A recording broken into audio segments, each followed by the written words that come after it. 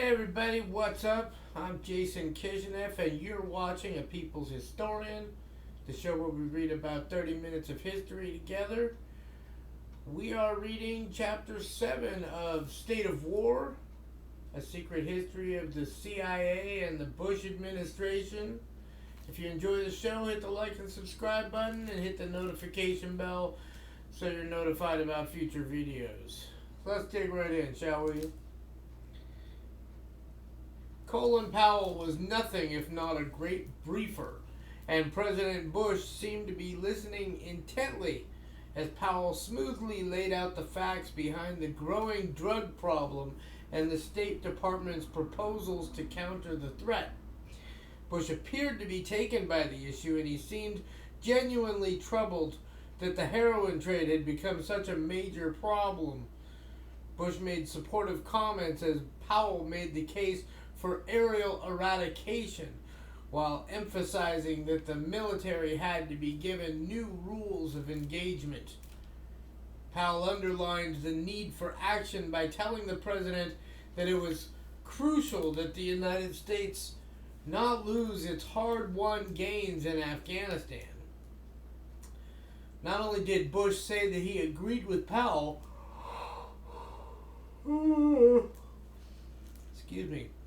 but he forcefully added that he was determined not to waste another American life on a narco state, end quote, stressing that the United States had to destroy the poppy crop.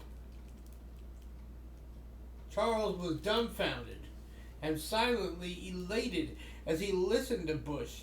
He was nearly floored by Bush's use of the term narco state, something Bush would not have uttered in public.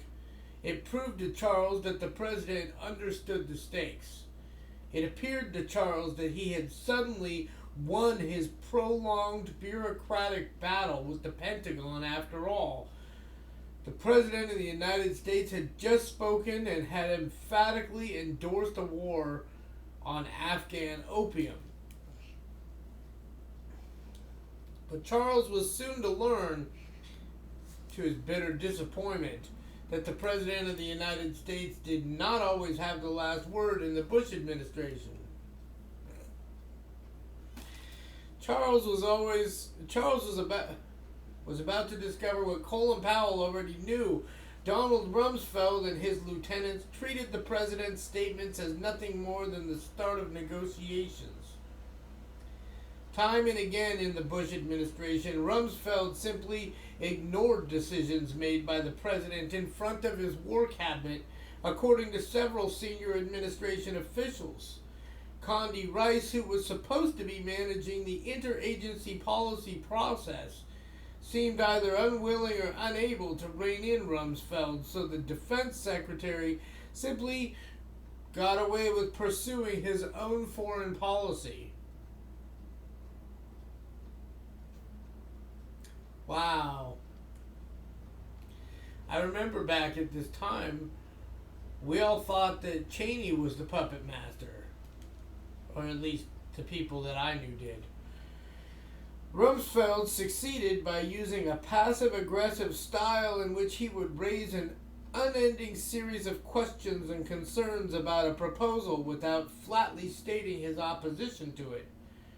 If a decision went against him in one meeting,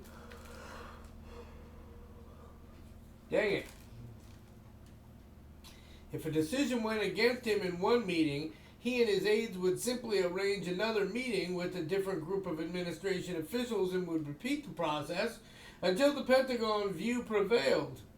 Rumsfeld succeeded by wearing out his bureaucratic foes and by refusing to take no for an answer, even from the president.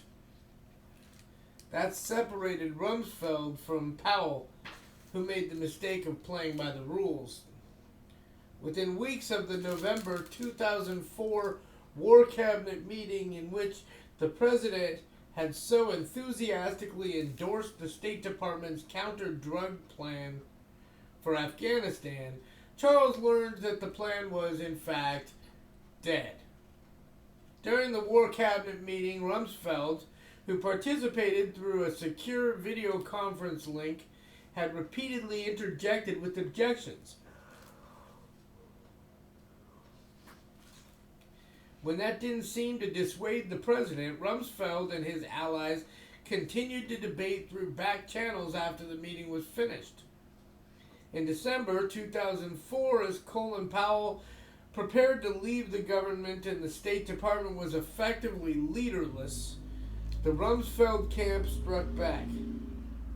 Charles was told that Khalilzad arranged for a private meeting with Bush, during which he told the president that as ambassador, he needed flexibility in how he dealt with the drug problem.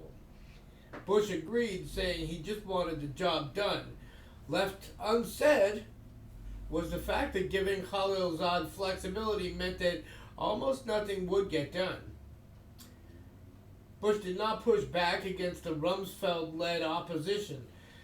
The aggressive camp of aerial spraying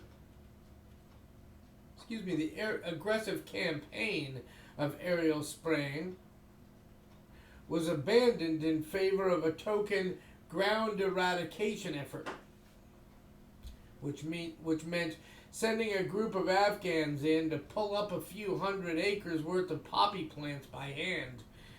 Almost none of the crop was destroyed.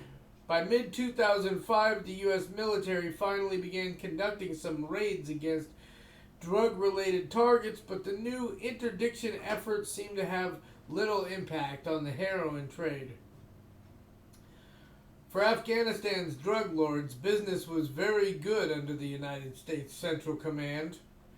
Flush with drug money, the insurgency in Afghanistan intensified in the summer of 2005 to its most dangerous levels since the American invasion nearly 4 years earlier.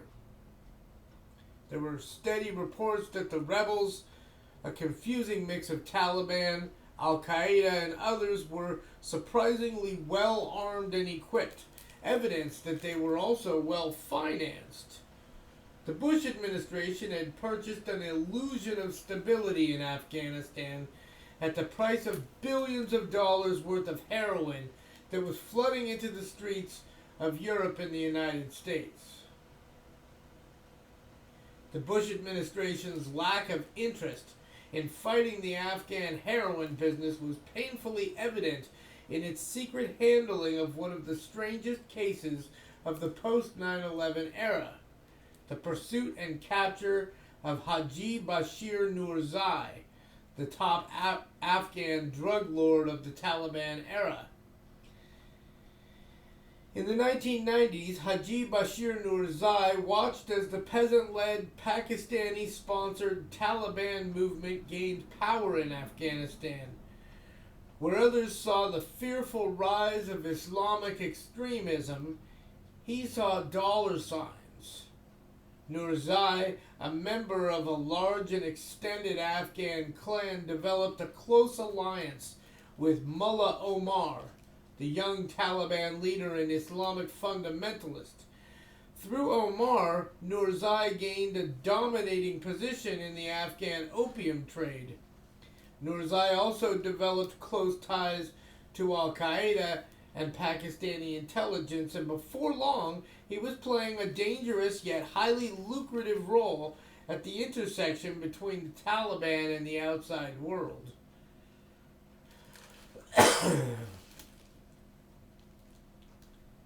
This arrangement worked extraordinarily well for Nurzai until 9/11, when the American-led invasion of Afghanistan forced the Taliban from power. Nurzai lost his primary patron.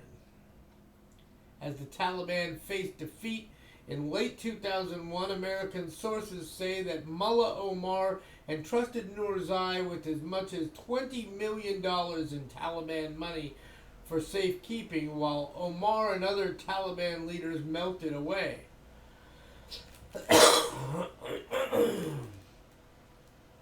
Then Nurzai took a giant risk, surrendering to the U.S. military in Afghanistan. Sources say he was detained and interrogated in late 2001, but Afghanistan's most powerful drug kingpin was released by the Americans after a few days of questioning. After his release, Nurzai was spooked when one of his business partners was killed in an American raid, and so he disappeared. It now appears that he moved freely throughout Pakistan, where he had set up drug processing laboratories, and that he had little trouble traveling around the Middle East. American sources say that it was later discovered that he had been given a passport by Pakistani intelligence officers. Nurzai adapted to the post-Taliban world and developed connections with some influential figures in the new Afghanistan, including at least a few who had already had close ties to the U.S. government, according to sources familiar with Nurzai's case. But Nurzai never stopped looking over his shoulder and was clearly fearful that the United States would eventually come looking for him. And so in 2004, Nurzai agreed to hold secret talks to discuss a deal with the Americans. U.S. sources say that a special team working on behalf of the FBI arranged to meet with him, first in Peshawar, Pakistan. The message the Americans delivered to Nurzai was a simple one: you can keep on running, or you can come work with us.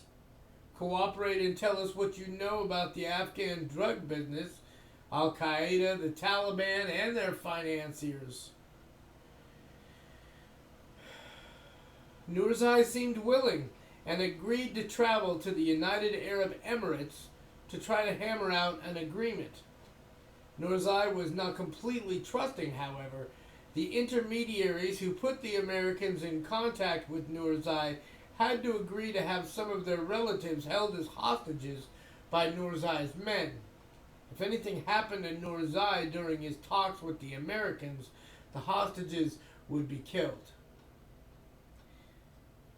This was very difficult to arrange, said one American source, with noted understatement.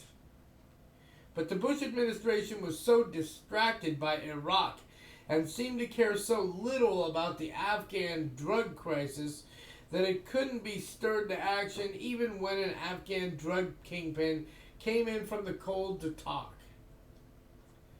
While Nurzai waited in a hotel in the United Arab Emirates with members of the covert U.S. team in the fall of 2004, an FBI delegation was supposed to fly out to join them to cut a deal, but the FBI agents never arrived, and so the talks couldn't be held, according to people familiar with the case.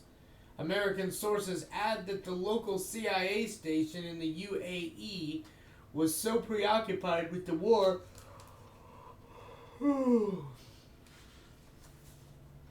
UAE is, of course, United Arab Emirates. American sources add that the local CIA station in the UAE was so preoccupied with the war in Iraq that it was unable to devote any attention to the Nurzai case. The operation fell apart.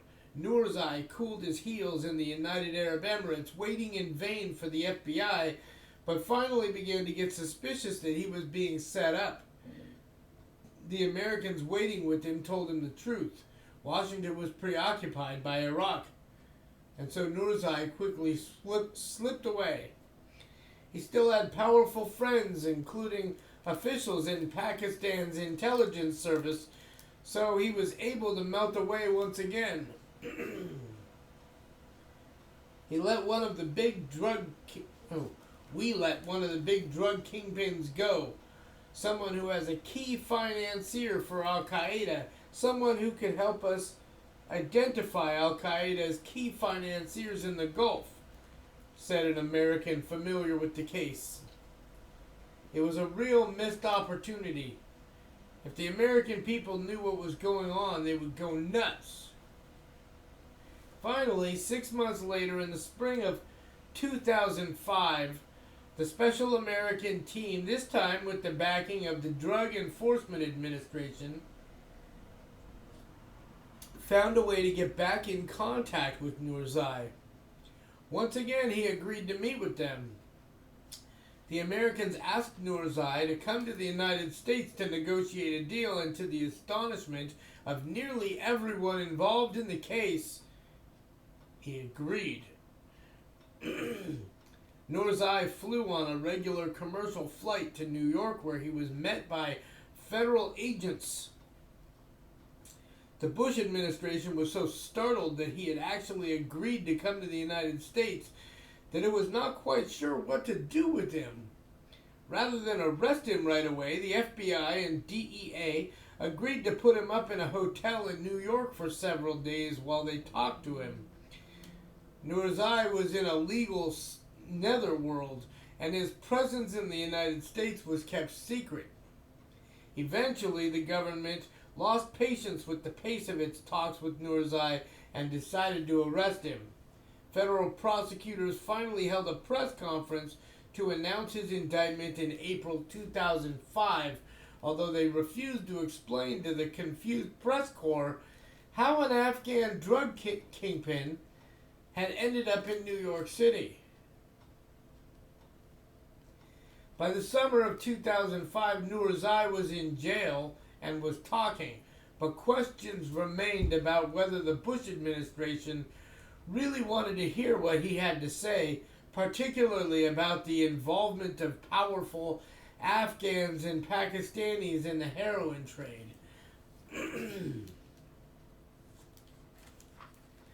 As drug-fueled violence worsened and American casualties increased in Afghanistan in 2005, the tragedy was that it was still just a sideshow.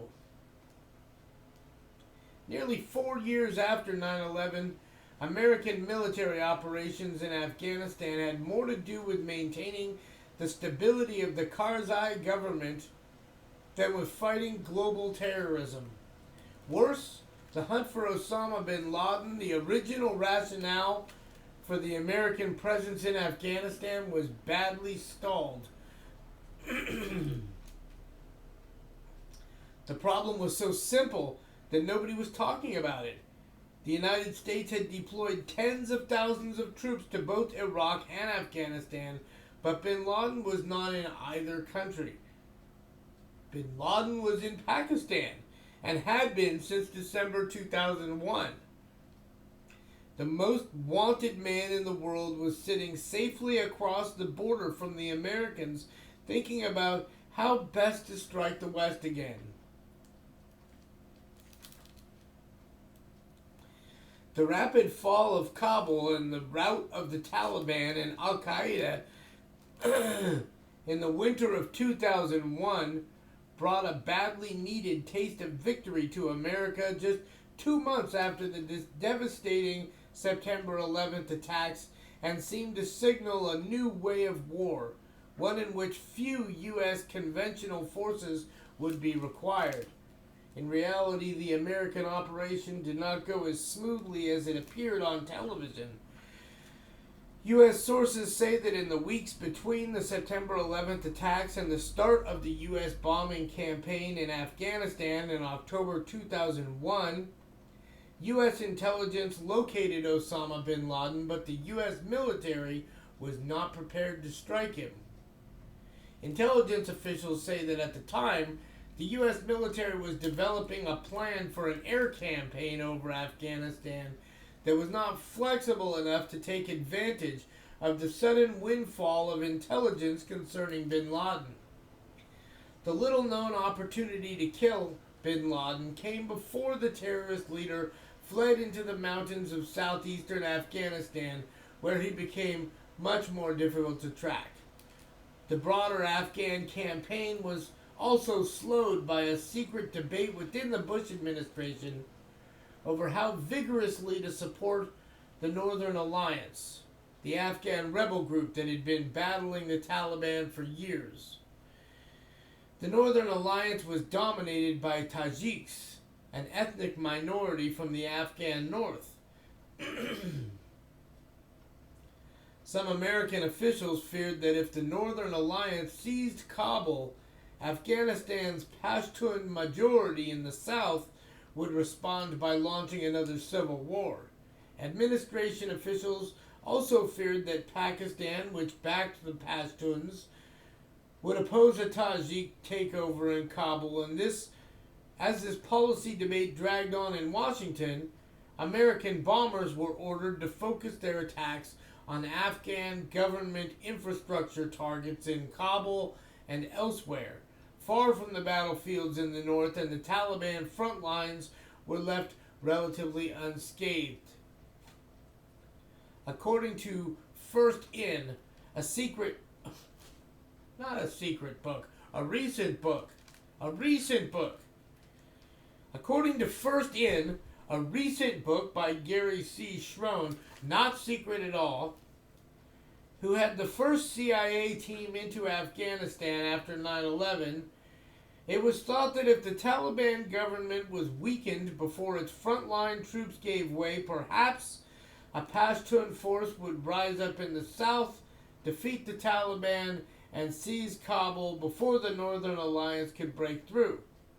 The limited air campaign delayed the Northern Alliance's progress and gave al-Qaeda leaders extra time to prepare their escape. Wasn't that thoughtful?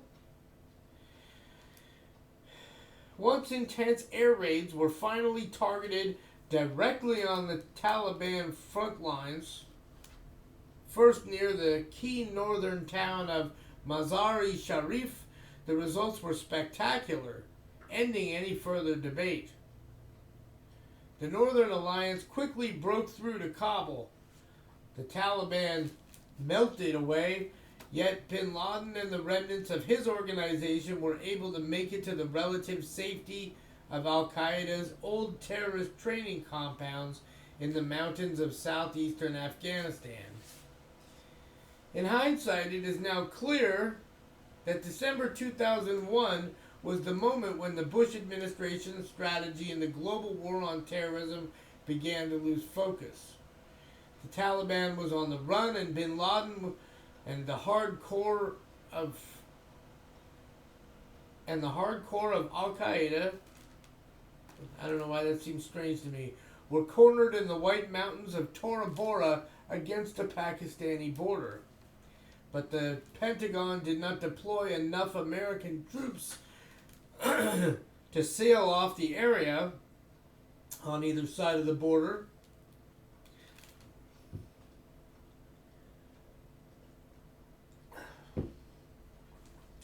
Army General Tommy Franks, the chief of U.S. Central Command and in overall charge of U.S. operations in Afghanistan, was under intense pressure from Rumsfeld to limit the number of U.S. troops being deployed to the country, according to Not a Good Day to Die, a recent book on the opening stages of the war by journalist Sean Naylor. As a result, Franks lacked the conventional forces needed to corral bin Laden. Instead,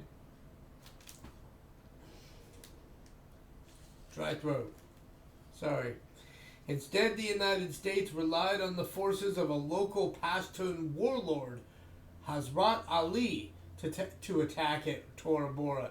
They were joined by a small numbers of U.S. Special Forces and CIA paramilitary officers backed by U.S. air power, but the combination of elite U.S. units, air power, and indigenous forces didn't work this time. Bin Laden escaped. CIA officials are now convinced that Hazrat Ali's forces allowed Osama bin Laden and his key lieutenants to flee Tora Bora into Pakistan. Said a CIA source, "We realized those guys just opened the door. It wasn't a big secret." Bin Laden has been hiding on the Pakistani side of Afghanistan border region ever since and has never ventured out of that remote region, American intelligence officials believe. The Bush administration has never publicly blamed Hazrat Ali for allowing bin Laden to escape, but CIA officials say there was a debate within the agency about having Hazrat Ali arrested by the new Afghan government. That plan was abandoned, and instead Hazrat Ali emerged under the American operation as the strongman of Jalalabad in eastern Afghanistan.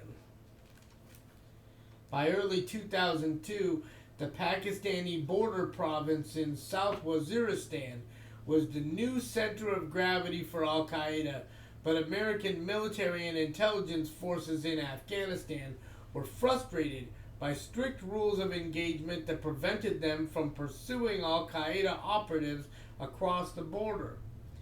The Pakistanis were deadly serious about keeping American forces out, and Green Berets who served in southeastern Afghanistan say there have been a series of tense confrontations and even firefights between American and Pakistani forces along the border. Both sides have largely covered up the incidents. Yet at the outset of 2002, White House officials still seemed to recognize the need to follow up on the initial success in Afghanistan with the vigorous pursuit of Al-Qaeda. Inside Afghanistan, they hope to continue to apply pressure on the remnants of the Taliban and Al-Qaeda with the joint CIA Special Forces units that had been so successful in supporting the rebel Northern Alliance in the rout of Taliban in the fall and winter of 2001.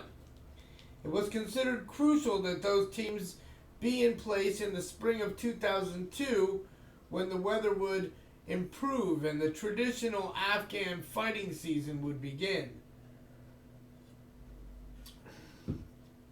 They have a traditional fighting season?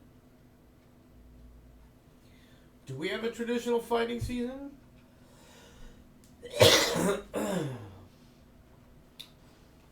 Closely linked with this strategy was an innovative idea to help the CIA get at Al-Qaeda inside Pakistan. The CIA planned to spend $80 million to establish a new Afghan intelligence service as part of the new Afghan government. It would be a spy service staffed by Afghanistan, but would in reality be a wholly owned subsidiary of the CIA.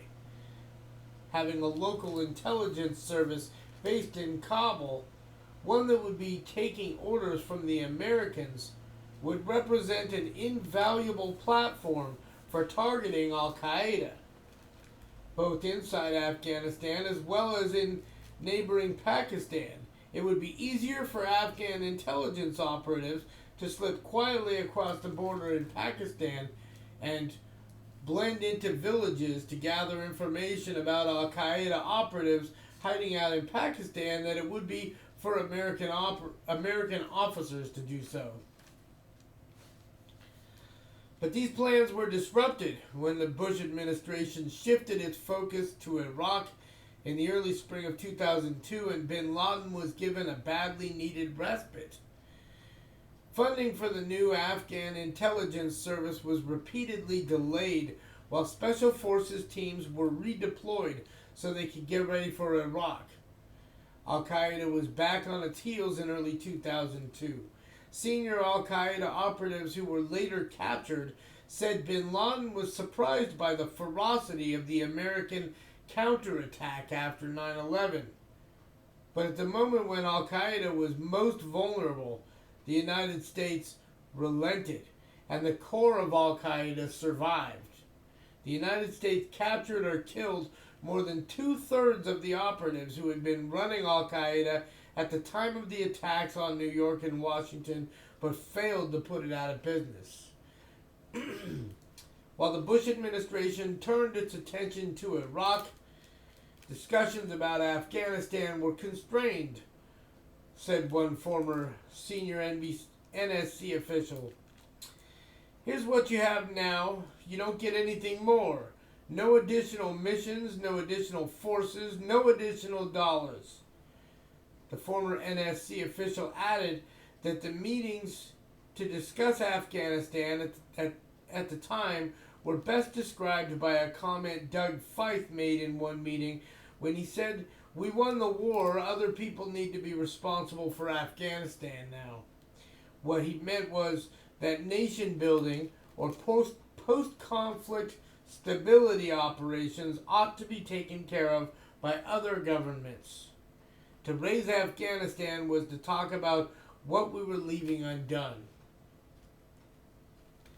In December 2002, President Bush met with his senior advisors to review the status of the war on terror. One participant in the cabinet level meeting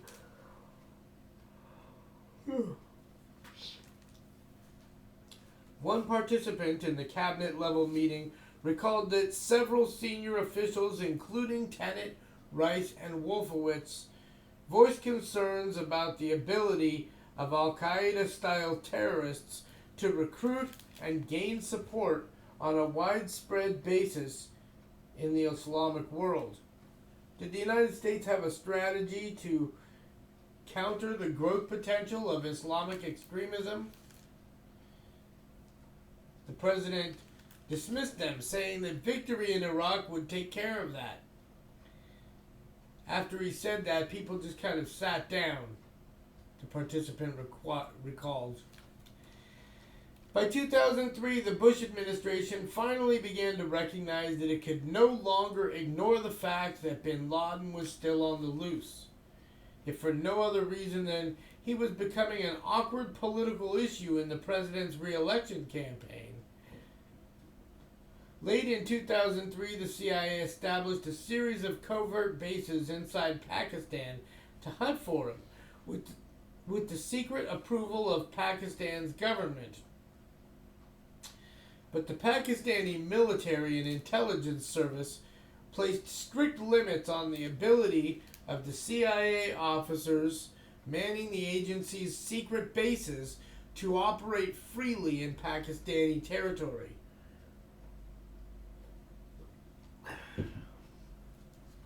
CIA officers were forced to travel in the rugged border area with Pakistani security escorts and under the close supervision of Pakistani officials, making it virtually impossible for the Americans to conduct effective intelligence gathering operations among the local tribes on Pakistan's northwest frontier. By that time, Al-Qaeda had evolved into something more dangerous than the pre-9/11 organization. It had become a global brand name, the Nike of Islamic terrorism, inspired by bin Laden but not always led by him.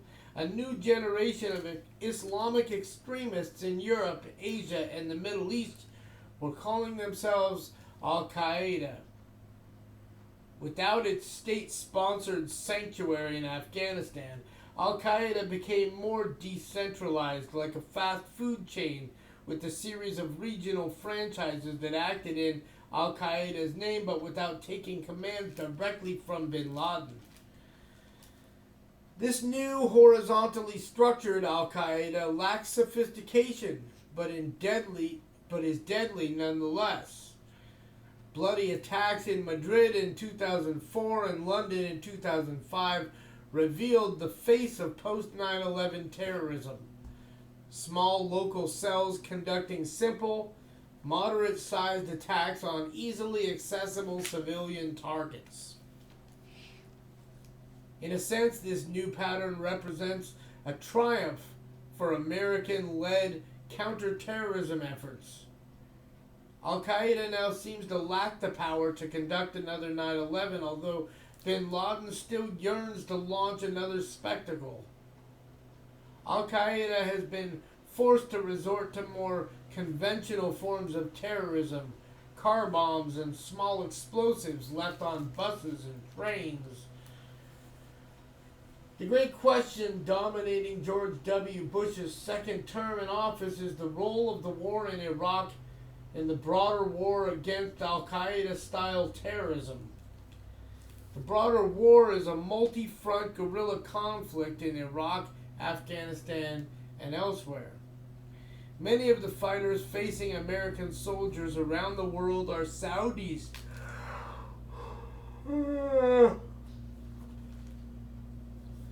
Many of the fighters facing American soldiers around the world are Saudis and are likely to return to Saudi Arabia, the birthplace of Al Qaeda. There, they can continue to wage their holy war in a country that is only slowly waking up to the danger posed by Al Qaeda's virulent strain of Islamic extremism. Hope you enjoyed the episode. If you did, hit that like and subscribe button, hit the notification bell, and we will see you next time. Thanks for joining.